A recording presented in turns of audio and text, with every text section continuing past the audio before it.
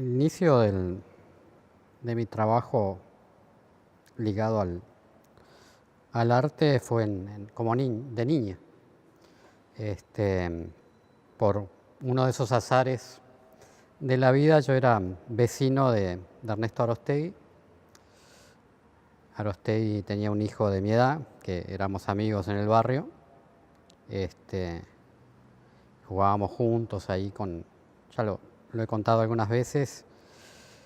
Y Alejandro Arostegui tenía una chata, las famosas chatas. Y un día se rompió la chata esa y salió Arostegui. Entramos a la casa para arreglar el vehículo. Y bueno, y ahí estaba su telar y él estaba trabajando una de sus obras. Esto fue en el año 70. Bueno, Arostegui era una personalidad muy especial, como muy expansiva, y me empezó a preguntar cosas, incluso me hizo hacer un trabajo como artesanal. Ahí tenía unas trenzas, esas trenzas que se usaban para los bordes de las alpargatas, y yo le hice un posamate, me acuerdo, una cosa así, y él estaba tejiendo en su telar. Y bueno, yo sin decir nada, bueno, convencí a mis padres, fui a la carpintería del barrio, me hice hacer un bastidor, le toqué timbre y le dije, quiero aprender eso que usted hace, y ahí empecé.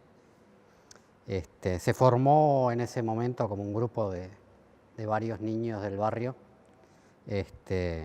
y bueno, años después, que estaba aquí en la exposición que hicimos acá en el subte, estaba todo ese trabajo ligado a un trabajo que había hecho un arquitecto en Egipto, de trabajo de textiles con los niños, y que fue, digamos, en base a ese libro que Arostegui fue aprendiendo los recursos de la técnica del Kelim, del gobelino, y fue como nos enseñó a nosotros, digamos, en ese momento. Y ahí empecé.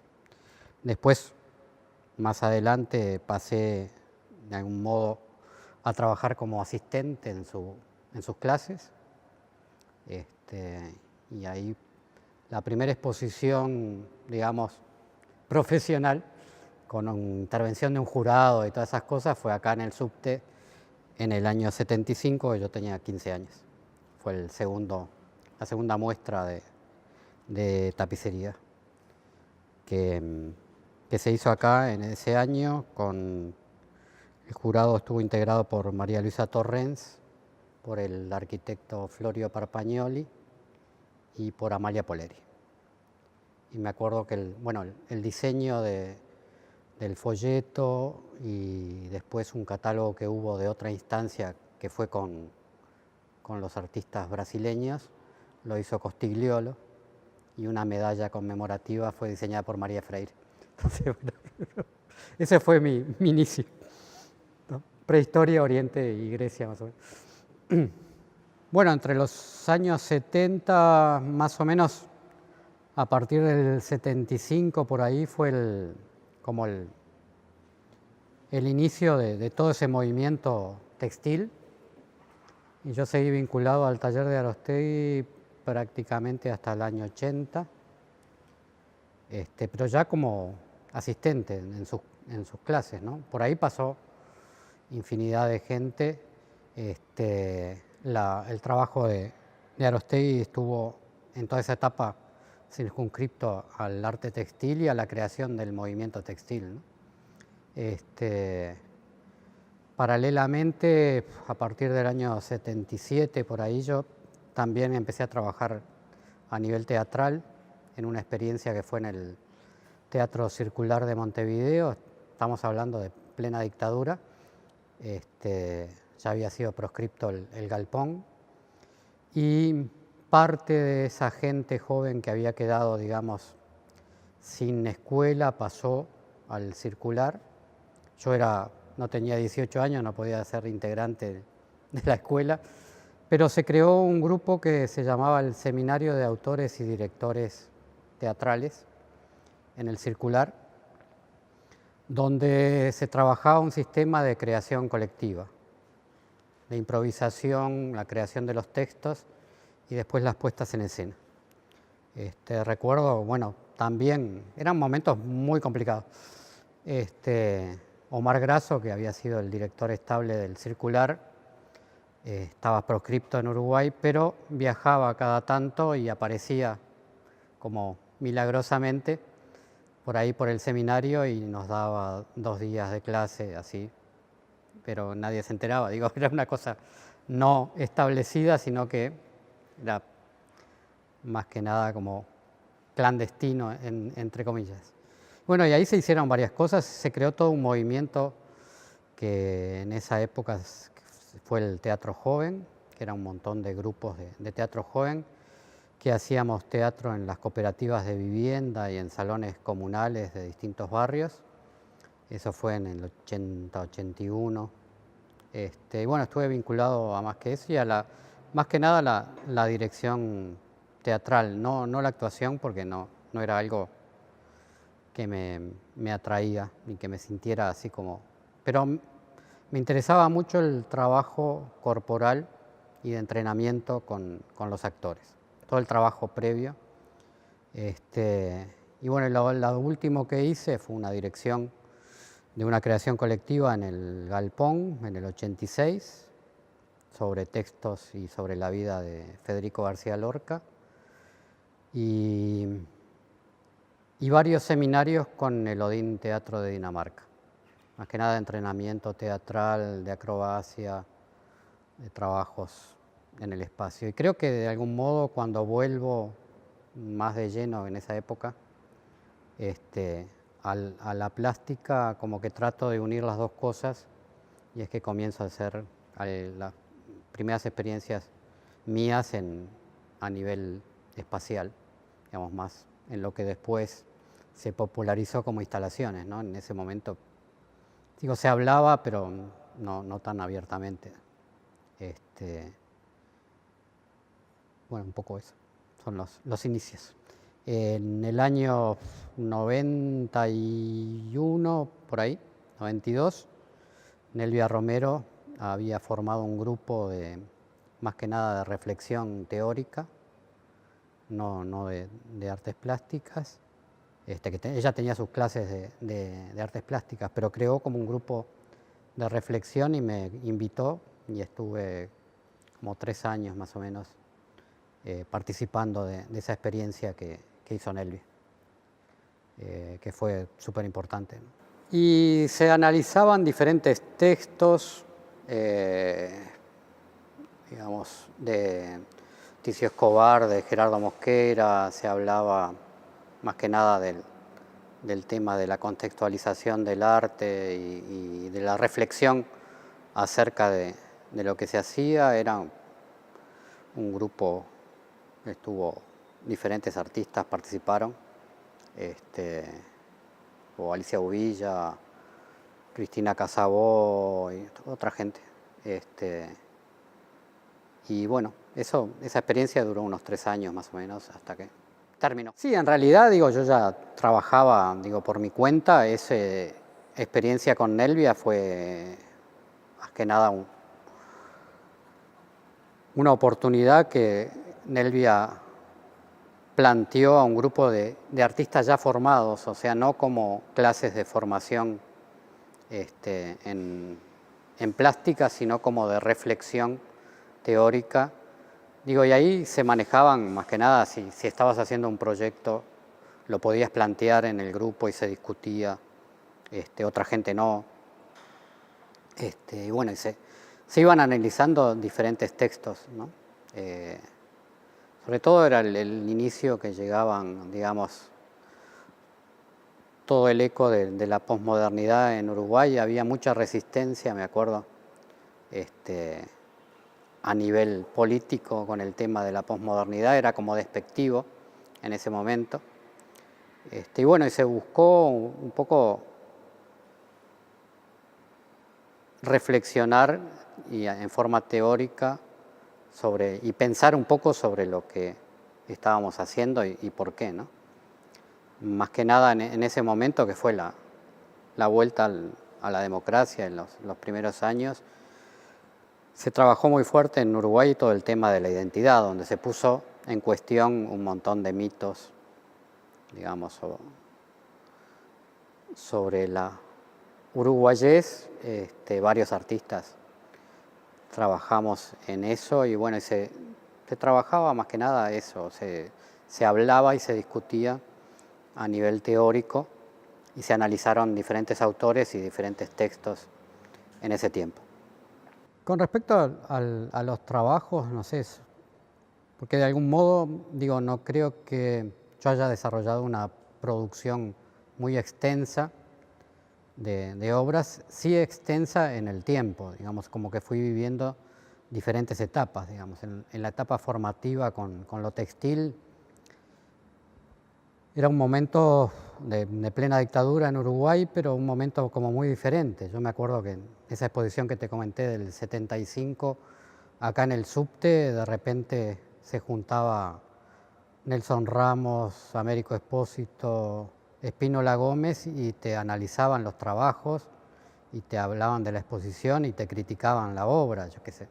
Yo tenía 15 años, para mí eso era... pero como que te acostumbrabas a eso, ¿no? Además había todo, digamos, esas personas eran como muy míticas, uno los veía mucho más mayores de lo que eran, ¿no? Al ser un niño siempre los ves como viejos, no eran tan viejos. De repente algunos de ellos tenían la edad que yo tengo ahora. Pero tenían como esa vocación, digamos, docente de ir a ver las exposiciones y también de analizarlas. Vos podías, me acuerdo de Spínola Gómez, de repente iba al taller de Aróstegui y estaban las obras nuestras colgadas y después tenías que enfrentar ahí el análisis de la obra. Y bueno, en esas primeras obras me acuerdo que yo había hecho un trabajo bastante, digamos, con influencias surrealistas, pero Spínola Gómez que siempre buscaba un detalle como especial, porque la mirada de él no era convencional sobre el trabajo. Él vio en esa obra mía que yo había logrado dar la sensación de tiempo detenido que solo habían logrado los pintores renacentistas. Fíjate, 16 años, 17 años, que Spínola Gómez te diga eso, ¿qué hice? Pero era súper importante en el tema formativo, ¿no? Tenías que, además de adquirir una práctica de hablar de tu obra, de defenderla, también tenías que adquirir esa práctica, digamos, de poder ser juzgado por esta gente, ¿no? En el buen sentido, no que te juzgaran para, digamos, para hacerte daño, sino que ellos lo que buscaban era, de algún modo, enseñarte o transmitirte su experiencia, ¿no? Después, lo que te comentaba de esa parte teatral, cuando vuelvo a fines de los 80 a dedicarme solo a la plástica, pues en esos años como que hacía algunas cosas, pero no muchas. En la plástica estaba más que nada volcado en la parte teatral y además fue todo el periodo, digamos, de militancia predemocracia. En esa época, el primer trabajo así donde yo creo que como que junté las dos vertientes, ¿no? Esa cosa más experimental y performática del teatro con la plástica, fue una instalación, digamos, en el premio de Nuevas Propuestas Escultóricas, que José Belloni se llamaba el premio, lo hacía la Embajada de Suiza, se hizo acá en el subte, era un concurso, y mi obra ganó el premio. Era un trabajo espacial, netamente espacial. El concurso estaba dirigido a nuevas propuestas escultóricas, digamos, tratando de romper un poco con la escultura tradicional. Yo hice una especie de instalación, ambientación en una cámara negra. Había, ciertos trabajo digamos, sobre mi historia personal y sobre toda la etapa, digamos, de la cual habíamos emergido de la época de la dictadura. Y bueno, una de las piezas era un colchón de resortes que estaba todo rodeado con crin de caballo, como con pelos. Y algunos resortes estaban recubiertos con un hilo rojo, y eso colgaba en el espacio con un estandarte, era como una ofrenda. Y bueno, y hacía referencia un poco a todo ese periodo. Y fue, digamos, como una de las primeras propuestas espaciales que yo hice, como más redondas, y gané la beca esa, que era una beca suiza, el premio Belloni. Fue así como el primer premio grande fuera, digamos, del ámbito en el que yo me había manejado siempre, que era el textil. Paralelamente, en esos años yo hice todo un trabajo de organización a nivel del arte textil. Ya se había creado el centro de la tapicería, y bueno, yo estuve en la vicepresidencia y en la presidencia. Se organizaron muchas exposiciones nacionales e internacionales, los encuentros de arte textil nacional y también los latinoamericanos. Todo eso fue acá en el subte, donde se hacía prácticamente todo este tipo de grandes eventos, era acá en el subte, porque digamos, en el Museo Nacional no hacía ese tipo de exposiciones, se hacía todo en el ámbito de la Intendencia. Y bueno, digo, se trajeron exposiciones de distintas partes, de Brasil, de Canadá, de Perú. Fue un movimiento como muy grande que ya por los años 90 coincide también con la muerte de Aróstegui, como que entra en un descenso, digamos, ya sin tanta efervescencia, pero fue muy fuerte en ese momento. Bueno, paralelamente yo estaba haciendo todas esas cosas, ¿no? Después como trabajo, digamos, ya estaba yendo a las clases de Nelvia de reflexión sobre lo que iba a hacer y cómo lo iba a hacer. Yo creo que el primer trabajo así como que yo rescataría fue el premio del Cézanne. Esa fue, históricamente el Cézanne en Uruguay había sido un premio solo para pintura. En ese premio del 92 era la primera vez, digamos, que como que se abría a todas las técnicas, y que el jurado, que eran 5 personas, estaba integrado por un crítico francés. Generalmente siempre había estado alguien nombrado por la embajada, pero que estaba en Uruguay.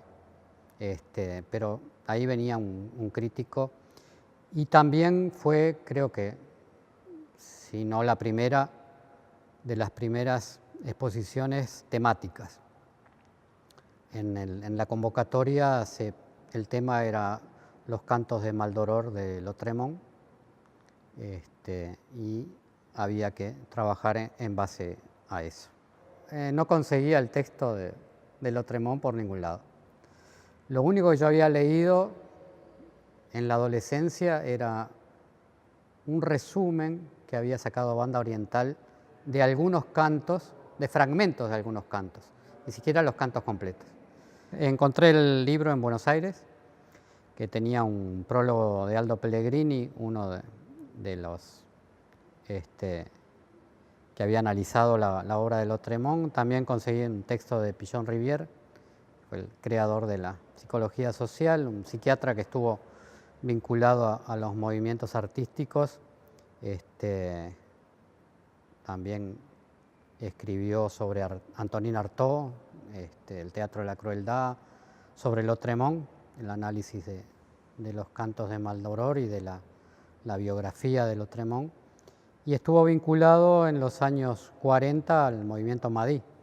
Digamos, la primera exposición Madí que se hace en Buenos Aires es en su casa. Bueno, con todos esos textos, digamos, hice un trabajo donde me basé más que nada no en ilustrar, digamos, la obra de Lautréamont, que es bastante complicado, cosa que habían hecho los surrealistas, ¿no? Que habían de alguna manera ilustrado diferentes pasajes de las imágenes que son muy fuertes de Lautréamont, como la mesa de disección o esas especies de monstruos que aparecen en la literatura de Lautréamont. Yo lo que lo basé fue en su figura, ¿no? Como ese personaje que nace en Montevideo, que se reivindica como montevideano en su obra, en el final del canto primero, él habla, sabrán disculpar los lamentos de este montevideano. Y como eso después, digamos, es tomado por Breton como una de las inspiraciones del movimiento surrealista. Entonces lo que utilicé fue una planta, pero moderna, de Montevideo, porque donde nació Lautréamont después fueron las invasiones inglesas y es donde está la calle Brecha. Digamos, esa planta antigua de Montevideo se modificó. Y utilicé como 6 manzanas en referencia a los 6 cantos del libro. Todo eso estaba hecho con la deconstrucción de un libro impreso, que eran llevado a palabras y a letras, y cada manzana yo la subtitulé como si fuera un canto, pero con otro, hablando del montevideano, del dolor, de la muerte, de lo siniestro. Y tenía todo un sistema de electroimanes que hacían mover diferentes partes de la obra, y había eso estaba armado en una vitrina, un gran ventilador que era Dios, digamos, como un canto aparte, un séptimo canto, que es, digamos, el enfrentamiento de ese personaje que crea Lautréamont de Maldorores con el creador, con Dios. Y estaba esa figura del ventilador, digamos, que era la alusión más que nada a lo surrealista, ¿no? La utilización del objeto descontextualizado. También hubo un curso de un teórico francés que fue en la cátedra de Alicia Goyena, que ahora no me acuerdo el nombre, sobre Lautréamont. O sea, hice todo un trabajo previo. No, fue el trabajo más que nada que se asemeja a la forma que tengo de trabajar ahora, ¿no? De primero buscar, analizar por qué y qué es lo que quiero hacer y después llegar al cómo. Por eso, de algún modo, creo que mis trabajos visualmente son como muy diferentes, pero creo que tienen un hilo conductor en la forma de elaboración que es el mismo, me parece a mí. Ojalá sea así, yo qué sé. No, en general, digo, en ese momento, a nivel de la plástica en Uruguay había como diferentes organismos no estatales que organizaban exposiciones y premios. El CESAN era todos los años, digo, ahora creo que es bianual y es como mucho más pequeño, digamos. Como antes era una convocatoria como muy fuerte. Yo creo que en esa convocatoria con el tema de Lautréamont hubo más de 300 obras inscriptas para el jurado. Digo, a mí me tocó en la lotería de los premios ganar la beca. Era la primera vez que me presentaba, porque antes era solo un premio de pintura. Y bueno, pero había, yo qué sé, en ese momento,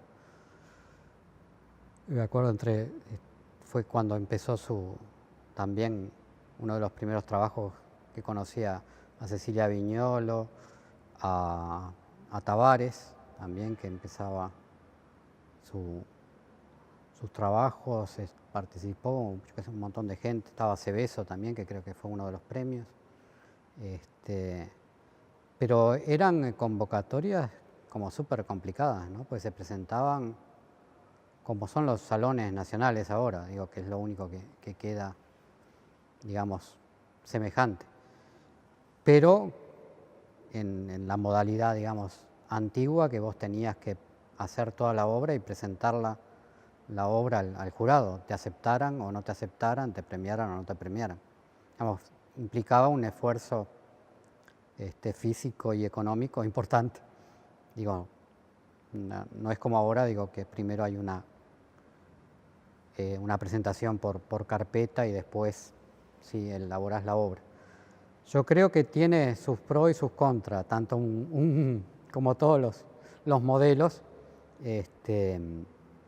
Primero que generalmente acá, entre una instancia y otra, entre el pasar de la carpeta a la realidad, hay muy poco tiempo. Entonces eso, de alguna manera, te coarta en no, digamos, presentar una cosa como muy complicada para hacerla en ese corto periodo, se te puede complicar. Y también en que muchas veces, digamos, un proyecto desde el punto de vista de presentación o desde el punto de vista teórico puede ser súper interesante y después en su realidad plástica no lo es. Entonces, digo, por un lado solucionás ese tema que era un tema locativo además, porque si seguían creciendo esos concursos creo que había que presentar en el Estadio Centenario. Y por otro, pero, digo, tenías el esfuerzo de hacer la obra, digo, vos presentabas exactamente después lo que iba a hacer. Digo, pero bueno, había diferentes, el Banco República organizaba salones, estaban los salones municipales, no, el nacional no, los premios de Inca, premio de nuevas propuestas escultóricas que se hizo 2 veces, el CESAN, digo, había como muchas convocatorias que ahora no las hay. No, con respecto a las becas, lo que te posibilitaban primero es ver de primera mano el plus que tuvo en esos años el CESAN. Era, en mi caso todavía no se habían implementado el tema de que vos elaborabas un proyecto para realizar en Francia, eso fue posterior.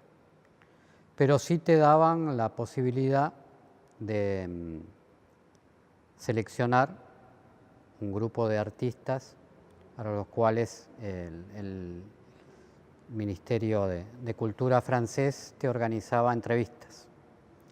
Y en ese viaje mío, digo, de una lista de gente, no todos los que a mí me hubieran interesado los pude ver, pero conocí varios artistas que me interesaban a mí, ¿no? Uno fue el checo Jiří Kolar, que era un artista fabuloso, un maestro, digamos, del collage.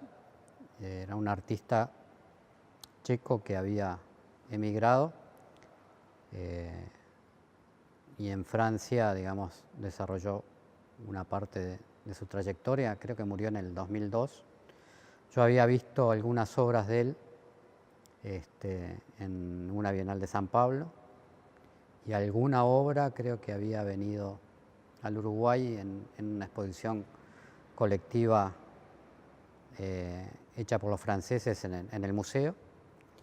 Y bueno, tuve la oportunidad de conocerlo, de charlar, de ver su obra. Eran artistas que tenían, digamos, esas becas implementadas por el Ministerio de Cultura francés, que tenían un taller en París. También conocí a Romano Palca, un artista polaco.